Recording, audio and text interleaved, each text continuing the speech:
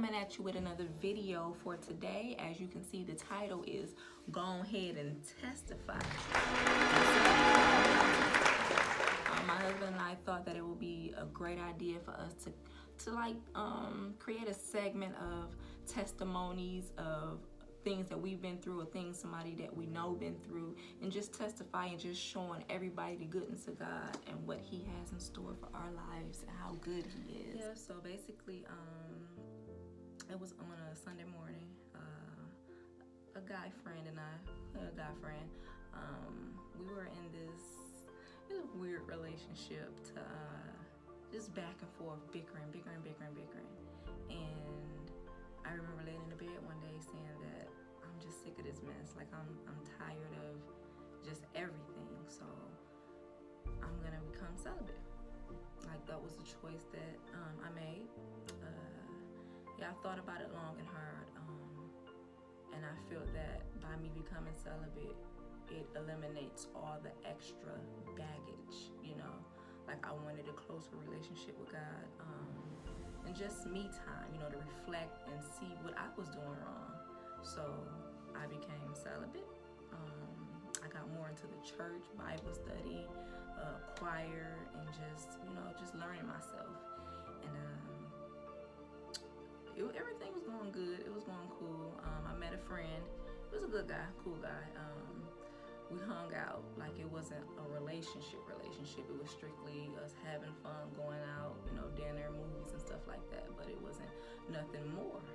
And I would say it was nothing more because I didn't allow guys to come to my house. I eliminated any temptation that I thought that would lure me back into, what I was doing before. So I eliminated everything. Like if we can't hang out as far as, going out somewhere instead of being at the house, it was like a no-go for me. So that's one of the reasons that, kept me, going on that straight and narrow path, and also just praying, just removing myself from situations that can, get me into that mind state that I was in before again. So I eliminated that. So me and the guy were hanging out, having, a good time. Like I enjoy his company. And my husband, well, he wasn't my husband then, but I was leaving out of church one Sunday evening, and my husband approached me. He asked, do you mind if we kind of hang out outside of church? So I'm looking like, what? I remember us telling this story and probably how we met. And we were telling a story and we was joking about it. But yeah, he approached me, and I'm looking like, yeah? You wanted to say no, but your mouth said yeah. So I'm like, yeah, we can hang out outside of church. Like, what do you want to do? Like, what, you have in mind? So, like movies, dinner, stuff like that, bowling. I'm like, cool. I'm like, that sounds nice. So, I left it at that, thinking like, okay, well, maybe he, will get back at me maybe in a couple of weeks or something. But he was very persistent, and that's what I did notice about him. He was very persistent. So I'm like, okay. He got at me, I think that weekend, the following week. So I'm like, okay, he, might be onto something. So our first date, we went out, and I had a good time, and it was more and more dates coming along. So I'm like, okay, he must be really feeling me. So, but then I had this other guy friend that, I was kind of feeling too. So, I'm like, dang, I'm in a predicament now. Like, I'm not in a relationship, but I'm in a predicament. Like, hey, I don't know what's going on, but I'm having fun with both of them. So, I noticed that Nick was being very more persistent and want to hang out more and more and more. So I'm like, okay, I'm gonna see what this is about. Even though I was kind of skeptical, at the beginning, because like I said, I prayed to God. I wrote him a note actually, praying like the type of man that I wanted, and I prayed and prayed on it, and I put it in my Bible. So I'm like, he's got a great, he's a great candidate. So I'm feeling him. But like I said, with the whole thing of him being a pastor, that kind of threw me off, because it's like I wanted a man of God, but I didn't want the preacher man. And always joked about it, but like I said, me knowing all the way ahead of time that if I do pursue him and we become, more serious, that there's a lot of requirements of me that I was not ready to give. Like, I was not ready to be, I'm thinking ahead, a preacher's wife, or, just somebody of that stature. Like, I didn't want those troubles as I thought. Like, I don't need it, So I kind of like already made in my mind before we got any further that it stops here. Like, it ain't nothing coming out of this, ain't nothing serious about to come out of this, because that life is not what I wanted and what I, desired. So, as I said, me and Nick got more and more, heavy. Like, we hung out a lot, and, he was beginning to, like me, and same here. But I had the other guy, so it's like Nick was so persistent that he just lured him out the picture. Like, he just pushed him out the picture. Like, I want you, and I want you to know that I want you, basically. So we kind of clashed on that because he and I had different ideas of dating. Like, with me, I felt that, okay, I can hang out with you, but also hang out with, somebody else the next week. Nothing sexual, but just hanging out, But he had it to the point like, no, when I pursue somebody, I'm only interested in that person.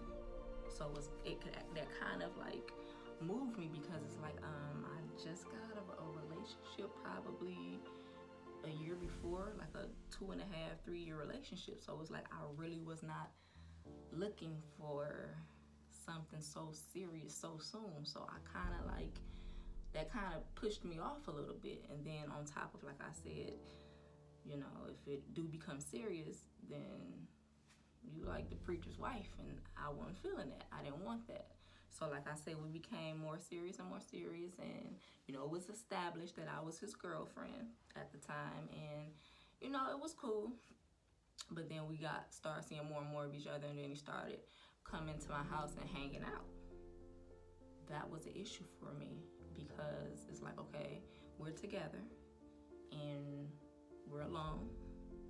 You find me attractive, I find you attractive, and there's temptation right there. So that early on started to play a part in, us dating. So I got to a point where it's like, okay, I don't know where this might go, but it's too much for me right now. Like, I promised God, and I like you, we're hanging out. I'm like, maybe you shouldn't come to my house. Maybe we go out. I treat you like, we go out. You can't come here because that's tempting for me. And so we started hanging out, and, more and more like going out instead of him, coming to stop by. And it started getting harder and harder, and it's like, is this really what you want? And that's when the enemy just seeped right on in. It's like, is this really what you want? Like, you sure of this? Like, I know you like them and you feeling them, but is it worth it, to put you in this uncomfortable position? And I started to like think that, like, I don't want to be in this position. Like, it's something new. I trust you, Lord, but I'm not feeling this thing. Like, is you sure that, this is what you want me to do? So we had like kind of it was up and down. We had more good than bad, but it was up and down. So, I just thought one day, like, okay, well, I'm gonna go in this head on. I'm trusting you, Lord. Whatever happens, period. Like, I trust you. So, time went on, and he proposed. And I accepted, of course, and I thought things would kind of get easier from there, but it didn't. It didn't, because the enemy was coming more aggressively. He was more aggressively, like, feeding me thoughts and just stuff to just, like, end the relationship. Like, he started throwing stones, like, you don't like this uncomfortable feeling, right? You want to get out? Here's your way out. Say this, do this. And it's like, I love him, but the pursuit of trying to make this work I'm not feeling this. I don't like it, So like I said, mentally, the enemy was attacking me. Like, nobody knows this. I talk about it now. Like, my husband didn't even know. Like, afterwards, like maybe a year or two later, I told him, like, the enemy was on me so heavy. Yes, I masked it well because I talked to the Lord and I prayed, like, but he was on me so heavy. And that's how I knew right then that it's something to this. Like, because he would not be fighting me like this, or just trying to come at me like this for nothing. So I'm gonna go in and I'm gonna go hard. I'm gonna stand my ground, in spite of if it hurt, in spite of if I don't want to. I know that this is probably what the Lord has for me. So I'm gonna just have to go in full circle with it. So we got engaged, and things were like kind of bumpy or whatever and rocky and stuff. But like I said, I still knew that something, like the enemy already, he knows our plans just like God knows. So he see what God is about to do for us. So he gonna throw them stumbling blocks, them mountains and all that type of stuff. He's throwing it at me, constantly throwing it at me. Like, I noticed when I said I do to my husband, I noticed a lot of people said I don't. Yes, it was like people turned away, like they family was acting a type of way, friends was non-existent. Like, it's just like everything was just crumbling, like falling apart. And I remember God spoke to me, and I'm crying to him like, Lord, what is it? Like, I'm doing everything I'm supposed to do. Like, why is it so hard for me? And is this what you want? Like, you said this. Like, you created this. So it's like, how is it so hard for me? And I'm doing everything you want me to. So I'm crying and crying, and he told me a scripture to go to in Psalms, and I read it, and I'm trembling, I'm crying, and I'm like, oh my God, because I wasn't expressing this outwardly, but inwardly, this is what I was thinking, and it just made me cry. Like, when I was reading it, I'm bawling, like I couldn't even get the words out, because that's how it penetrated my spirit, because that's what I was going through. Like, that's what I was going through. So I'm reading it like, okay, like I'm standing strong on this. Like, I have to. And I remember before we got engaged, it was an apostle that came to our church, and he asked me, like, who is Nick to you? I said, he's Nick. And he asked Nick, like, who is she to you? He like looking puzzled, like, Kyra? And he was like, no, she's your wife. She just don't know it yet, but that's your wife. And it was so funny to me, like the whole church just went ballistic. But the crazy thing about it that I didn't tell many, before my husband proposed, probably months down, like before, I told God, if this is what you really want from me, you're gonna have to send somebody that I do not know to come to confirm this for me, because it's like people around you and people who was around us that wanted to see it. So it's like, okay, they could be just, in their feelings and just wanting to see it, but you're gonna have to show me that send somebody that I don't know, that don't know me, that don't know him, that don't know our situation, come to confirm this for me. That's the only how I'm gonna, know that it's from you and it's not just me moving on emotion. So he came and confirmed it, like, this is your wife, she just don't know it yet, you're gonna have to convince her. And it was like, from then on out, that's why I knew, like,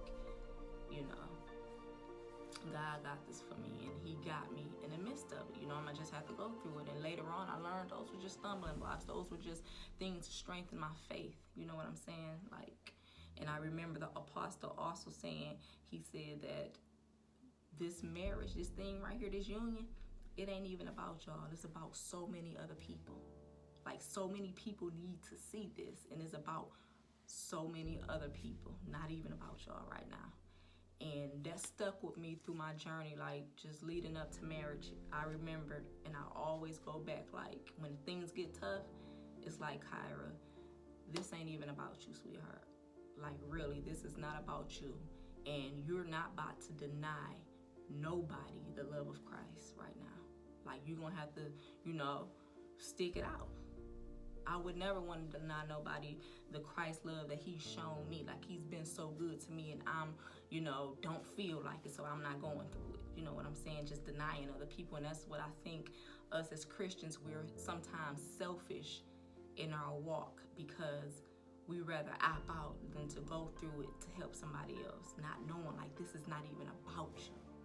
This is about so many other people that can use your testimony, you know, and that's what got me through. That's what pushed me through. That's what made me want to say, you know what, this ain't even about me. Because had it been about me, I probably would have been like, you know what, I'm straight. But just knowing that it's so many people that I'm going to encounter, so many people that I might not even see in the physical, but through YouTube or through social media that can hear my testimony and be inspired. And know that there is a God that loves them and want to see them do well and want to save them and want to be their God. You know, like how can I deny them of that? But that's what I got from just this whole journey. And then it was probably a couple months leading up to our marriage, and people are all like, are you nervous? Are you nervous? I'm like, no. Been past that nervous state. I'm ready to get married. Like, I feel that this is my reward. Like, I've been working and working and working, and here's my payday. Marriage is my payday because I made it. You know what I'm saying? And just showing the devil, yeah, you had me mixed up for a minute. You had me messed up. But however, I stood my ground, trusted in the Lord, and I kept going. That's how people didn't know that I was going through, because I kept my mouth shut. I prayed. I didn't complain. I prayed. And I didn't complain. And like I tell people, we so quick to tell people our storm when we're going through. Like, say that for the testimony. Say that for the testimony. You should be praying and praising and giving them praise right now, instead of just moping around and woe's me. You know what I'm saying? So, yes, like that time in my life was pretty tough. It was pretty tough. I didn't know like how I was gonna come out, but I knew I was coming out, you know, and didn't know when, but I knew I was coming out, and I'm so much better from it. I'm telling you, and I'm crying and crying out to Lord, like, Lord, you see me, you hear me, have mercy. I'm begging for mercy right now. And I know him telling me I heard you cry, but I couldn't come get you right then. And I get it now, because it strengthened me. It strengthened me. It strengthened me. It strengthened my faith. You know what I'm saying? It's just like a mother trying to, standing there watching her baby trying to walk, and she fall down or he fall down, and how mother's so quick to, grab him and pick him back up. And it's like, no, he got it. She got it. She'll get up in a minute. I'ma see to that. She got it. So my strength in the Lord. I thank everybody that prayed for me, prayed for us, prayed for our union. Like I say, it didn't come easy. People look at us and think that everything was easy. And I can tell you right now, everything we got, we worked for. We worked hard for. Ain't nothing come easy to us. And that's the difference between us and maybe other couples and stuff like that. Like, he and I pray. If he's weak, I'm praying for him. If I'm weak, he's praying for me. And we pray together. You know what I'm saying? We don't bash each other. We don't that each other. If we is going through, won't nobody know, because it ain't nobody's business. You know what I'm saying? So, like I said, ain't nothing easy. We work hard every day, trusting in the Lord and knowing that he will see us through. So that is the sums up the marriage woes, or leading up to get married. I pray that y'all enjoyed that little testimony of mine. You guys are welcome to comment, share. Don't forget to subscribe. To go tell a friend that's gonna tell a friend that's gonna tell uncle, cousin, and mama them to subscribe to In the Mix with Kai. And see you guys.